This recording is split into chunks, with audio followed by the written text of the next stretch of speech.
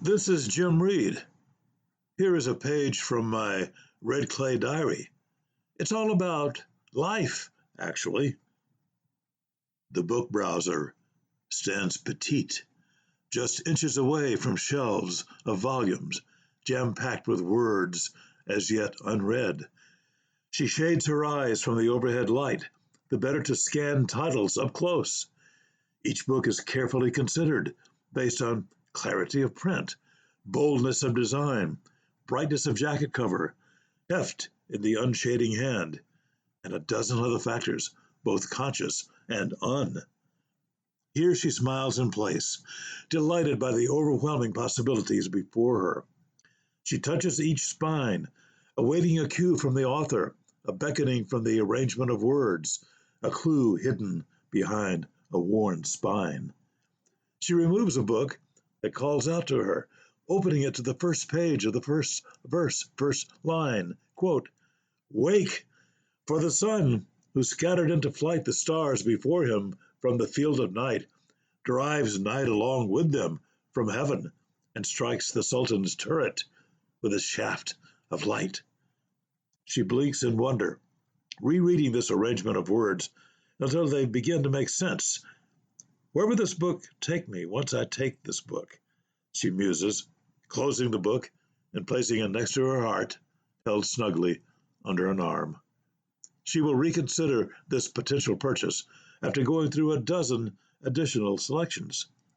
One more, first chapter, first page, first line. Quote, "It was a quiet morning, the town covered over with darkness and at ease in bed. Summer gathered in the weather. The wind had the proper touch. The breathing of the world was long and warm and slow." What happens next in this story, she wonders, adding it to her growing stack. Journeying homeward later, her new foundlings on the passenger seat next to her, she wonders about the magical array of words each book arranges.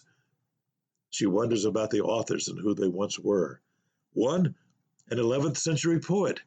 The other, a 20th century optimal behaviorist, each spouting forth a unique and loving version of life on Earth. Then her thoughts go deeper.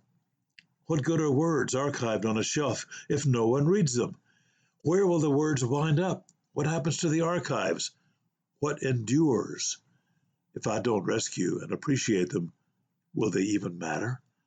She pats the front cover of the topmost book, anxious to get comfy in her favorite chair, spending an evening browsing lives once lived, lives that will be resuscitated as she savors them. She thinks, is what remains all a matter of chance?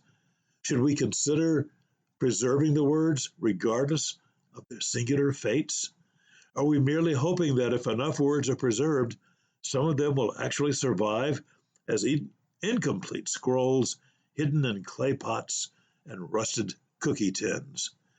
Tonight, for the first time ever in her young life, she will not only read, she will also begin writing down her thoughts and feelings. Eventually, her writings may wind up in the hands of a browser or an archaeologist, depending upon fate and circumstance, depending upon the actions of lone book lovers who hope that sometime, somewhere, somewhen, others may find delight in similar rusty discoveries.